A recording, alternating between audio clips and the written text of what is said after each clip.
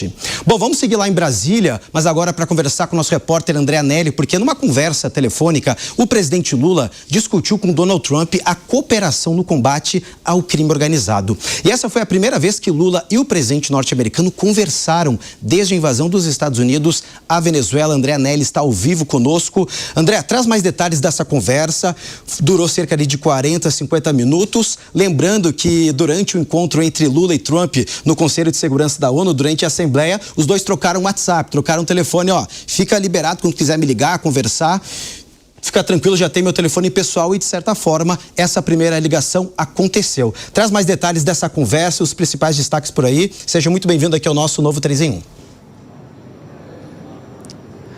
Obrigado, Cássius, muito boa tarde, bem-vindo você, a Jovem Pan aqui, boa tarde a todos no 3 em 1. Bom, essa conversa, como você disse, né, Cássius, durou cerca de 50 minutos, de acordo com o Palácio do Planalto, e trouxe diversos temas, uma vez que foi sim a primeira conversa entre os dois após os Estados Unidos retirarem à força do poder o ditador Nicolás Maduro da Venezuela. Só que, diferentemente das declarações públicas que o presidente Lula fez, principalmente em tom de crítica aos Estados Unidos, Lula agora escolheu um tom mais ameno diante do presidente americano, dizendo que a América Latina deve permanecer como um ambiente de paz, se colocando de forma contrária, então, à invasão e à retirada à força de Nicolás Maduro, mas, por outro lado, sem citar questões como, por exemplo, o fato de Lula ter dito que os Estados Unidos estavam rasgando a Carta das Nações Unidas, impondo a lei do mais forte sobre o mais fraco. Mesmo assim, então, houve um posicionamento do presidente Lula contra aquela prática dos Estados Unidos. Além disso, os dois conversaram sobre o convite americano feito recentemente para que o Brasil integre o chamado Conselho da Paz, que, entre outras atribuições, vai fazer uma administração da faixa de Gaza, fazendo com que, então, essa administração conte com diversos organismos internacionais, principalmente ligados àqueles países que toparem, então, fazer parte desse conselho, liderado pelos Estados Unidos. O Brasil ainda não respondeu em relação a esse convite, também não deu nenhuma garantia a Donald Trump, mesmo com essa ligação de que o país vai fazer parte desse conselho, porque o Brasil quer detalhes a respeito da atuação desse conselho e também da profundidade de tudo aquilo que vai ser tratado. O que o presidente Lula fez a Donald Trump na ligação dessa segunda-feira foi uma sugestão para que o conselho seja responsável apenas pela questão humanitária e também da reconstrução da faixa de Gaza e acabe não abrangindo outros temas, de forma então a, como o presidente Lula já disse em outras oportunidades, não substituir a atuação da Organização das Nações Unidas. Então, esses foram os dois principais temas. Além disso, Trump e o presidente Lula ainda debateram o crescimento comercial dos dois países, a diplomacia, a parceria de mais de 200 anos entre Brasil e Estados Unidos, parceria essa que levou recentemente os Estados Unidos a retirarem grande parte, quase que a totalidade das taxações dos tarifaços que foram impostos pelo governo americano. E, por fim, o presidente Lula e também o presidente Donald Trump acordaram uma visita do presidente brasileiro a acontecer em fevereiro em Washington, capital dos Estados Unidos, para que todas essas questões e também assuntos de ordem comercial sejam debatidos com mais tempo e também com mais profundidade pelos dois líderes. Cássius. Perfeito, André. Obrigado pelas informações diretamente de Brasília. 4h27. A gente vai para um rápido intervalo para você que está nos acompanhando aqui no 3 em 1 pelas rádios. E é claro que quem segue conosco nas outras plataformas, vamos chegando aí com outras informações. É claro, uma rodada de comentários. Bom, gente, vamos seguir aqui então. Alan Gani, pelo todas as informações que o André Anelli nos trouxe, mostra que apesar das divergências políticas, as relações entre Brasil e Estados Unidos se mantêm. E aquele encontro, aquela química que teve na Assembleia Geral da ONU segue firme e forte. Exatamente, né? Isso é bastante importante, bastante relevante para o governo brasileiro, justamente num momento, Cássius, que foi de muita tensão por conta da guerra tarifária e também da própria aplicação da Lei Magnitsky aqui no Brasil, que o próprio Donald Trump acabou revogando. Justamente por conta de todo esse momento mais favorável ao Brasil nas suas relações com os Estados Unidos, é muito importante que as autoridades brasileiras, presidente da República e também todo o corpo diplomático tenham muito cuidado para lidar com Donald Trump. Você pode até discordar, né, não seguir no caminho dele, mas com muita cautela e muito jeito. Caso contrário, a gente pode sofrer novamente retaliações, e retaliações que não são boas para o Brasil. Lucas Merreiro, como é que você enxerga, então, essa aproximação entre o presidente Lula e o presidente dos Estados Unidos, Donald Trump, num cenário em que a incerteza geopolítica acabou tomando conta nesse mês de janeiro? Eu enxergo, assim, uma tentativa de aproximação mesmo. A gente sabe que o Lula e o Trump, eles tiveram alguns embates, mas eles acabaram, aparentemente, se dando muito bem com aquele encontro entre os dois. Tanto é que logo depois a Magnitsky foi retirada do Alexandre de Moraes. Agora, a gente sabe que o Trump, ele sempre tem os seus hiperfocos, né? Cada hora ele tá num país. Ele já passou pelo Brasil, aí passa pela Venezuela, né? O Irã. Então ele sempre está com um novo foco de atenção. O Lula sabe que em breve esse foco de atenção do Trump pode se virar para o Brasil de novo, e ele quer estar numa boa relação com o Trump. Sobre o combate ao crime organizado, a gente sabe que o Trump, ele usa do combate ao crime organizado como um pretexto para agir nos países que ele tem determinado interesse. Então, por exemplo, foi assim na Venezuela. Eu não estou negando aqui que o Nicolás Maduro tinha aproximações muito esquisitas com o narcotráfico de lá, tanto é que muitas pessoas chamavam já a Venezuela, e eu entendo que corretamente, como um narco-estado, mas o que eu digo é que o Trump, ele se utiliza muito dessa questão do combate ao crime como um pretexto para interferir de alguma forma naquele país. E é o que tudo indica, o Lula tá querendo estar no good side do Trump, né? Quer ter uma boa relação com ele. É claro, hoje a gente já viu que o Lula criticou o Trump, falou que não deveria fazer o que fez na Venezuela, mas provavelmente é um aceno para a base, sendo que na prática o Lula se aproxima sim de Donald Trump, porque isso vai ser vantajoso para ele, especialmente no ano eleitoral. Zé, inclusive, né, a gente sabe que é importante o Brasil manter as relações, né, políticas, econômicas e também diplomáticas com os Estados Unidos, mas o fato do presidente Lula, durante essa ligação telefônica, sugerir um encontro, uma ida até Washington para se verem pessoalmente, né, na Casa Branca, é também uma sinalização importante do presidente para manter essa relação com os Estados Unidos diante de todo esse cenário, inclusive ainda mais depois da invasão à Venezuela? É um momento muito sensível nas relações entre os países, a indicação de que há uma mudança, né, muito forte nestas relações. O multilateralismo está mesmo sendo questionado. Não é, como diz o presidente Lula, de que Trump quer ser o presidente do mundo, quer ser o ditador do mundo. Não é bem assim, e nem a lei dos mais fortes. Porque, veja bem, unidos, né, a China, a Índia, a Rússia podem fazer frente aos Estados Unidos. E Donald Trump sabe muito bem disso.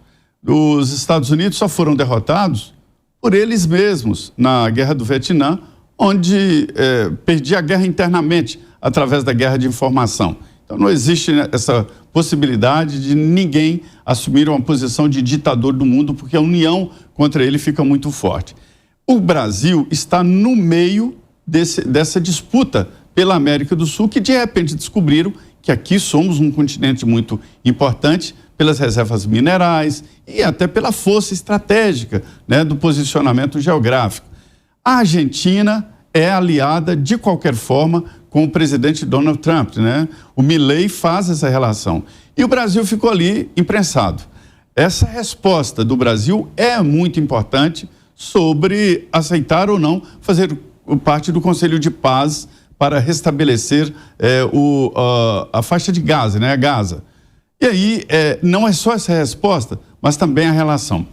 O presidente Lula está sendo alimentado por informações e aconselhado tanto pelo chanceler Mauro Vieira, mas o principal, que eu chamo de grilo falante do presidente Lula, aquele alter ego dele, é Celso Amorim, o ex-chanceler e o assessor para assuntos internacionais. Tradicionalmente, esses assessores internacionais falam direto com o presidente, tem um gabinete ao lado do presidente, então não é novidade que eles interfiram mais do que o próprio chanceler, do que o próprio ministro de Relações Exteriores. Então, o Brasil está nesse sentido.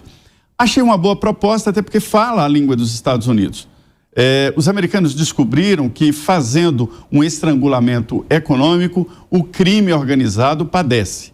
E os Estados Unidos têm esse controle. E o Brasil pediu exatamente esse controle contra a lavagem de dinheiro, que é o grande crime. Todos os crimes acabam desembocando na lavagem de dinheiro e no controle das criptomoedas.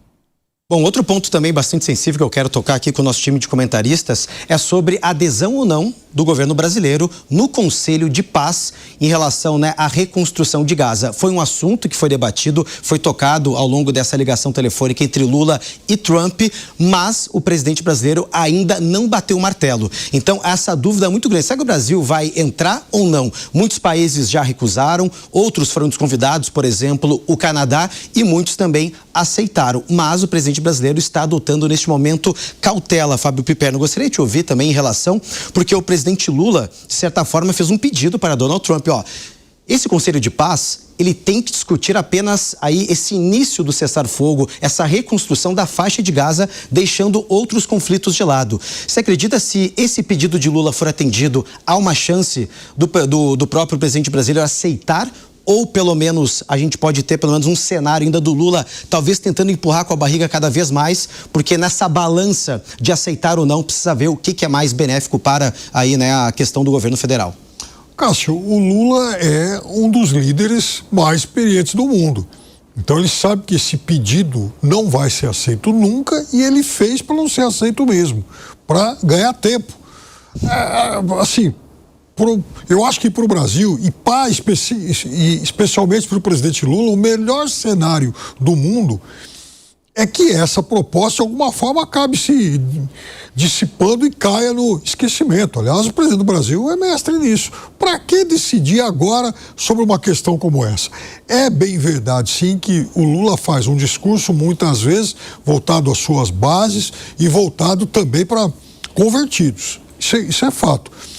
Agora, quando ele faz críticas, por exemplo, quanto ao fato do presidente americano ter aí essa manifesta intenção de ser uma espécie de imperador do mundo, ele está correto. Mas, do outro lado, também tem um político experiente, um líder experiente que sabe que é muito mais barato engolir isso e fingir que não foi para ele e continuar negociando aquilo que de fato interessa. E há, sim, interesses estratégicos dos Estados Unidos em relação ao Brasil. Veja, o Brasil está numa situação privilegiada. O Brasil retirou, o Trump retirou a lei Magnitsky. O comércio do Brasil, ano passado, aumentou com o mundo, com a maior parte do mundo mesmo caindo em relação aos Estados Unidos. O fluxo de investimentos foi recorde. As bolsas estão batendo recorde todo dia, graças, sobretudo, ao ingresso de investimentos estrangeiros. Então, ou seja, dá para esticar a corda, mas não dá para arrebentá-la. E o presidente sabe disso. Ô Lucas Berreiro, você acredita também que o presidente Lula vai tentar esticar essa corda até onde puder? Eu acho que sim, é uma decisão realmente complicada, porque a gente não sabe nem no que vai dar esse Conselho de Paz do Trump, né? Se for uma coisa bem sucedida e de fato o Trump consegue garantir os interesses dele, seria bom para o Brasil estar junto desses caras, desses países que aceitaram o convite. Agora, se for algo tosco, inócuo, que não vai dar em nada, talvez não seja interessante para o Brasil fazer parte disso. Fato é que, nesse segundo governo Trump, diferente do primeiro, ele está conseguindo muito mais estabelecer a vontade dele, fazer as coisas que ele quer. Então a probabilidade disso dar certo em alguma medida é muito superior. Eu acredito que o Lula deveria pensar com a seguinte cabeça: agora os Estados Unidos estão num embate com a Europa, né? Aquela aliança entre americanos e europeus já não é mais tão forte como era antigamente. E ele está buscando uma nova ordem global aí, firmar novas alianças, onde outros países podem assumir algum protagonismo. Talvez seja o momento do Brasil finalmente assumir esse protagonismo, porque se o Brasil não aceita, ele abre margem para a possibilidade de dar para a Argentina o poder, né, o poder político dentro da América Latina. O Alangani, tem, claro, as questões econômicas, comerciais, que precisa ser levado em conta e ser colocado nessa balança, nessa relação entre Brasil e Estados Unidos, e justamente dependendo do posicionamento, da manifestação do presidente Lula, há um temor, pelo menos, por parte, né, do governo brasileiro de ser retaliado caso não aceite esse Conselho da Paz em Gaza, ou acredita que o Lula está mexendo muito bem as peças desse tabuleiro para que, olha, Trump, perdão, mas nesse quesito eu não vou, mas estamos juntos em outros assuntos. Acredita que o Lula também vai tentar, de certa forma, mexer nesse tabuleiro para que o Brasil não sofra nenhum tipo de consequência por parte do governo Trump com uma possível rejeição? Olha, eu vejo que sim, Cássio, pelo seguinte. Bom, o Trump, ele usa muito as tarifas protecionistas como uma arma geopolítica. Então, a gente já observou o Trump colocar tarifas, depois retirar, depois colocar novamente e tudo muda de acordo com as circunstâncias. Então, evidentemente que há sempre este receio, porque o Trump provavelmente vai utilizar as tarifas protecionistas como uma arma geopolítica, quer dizer, uma arma econômica com fins geopolíticos até o final do seu mandato.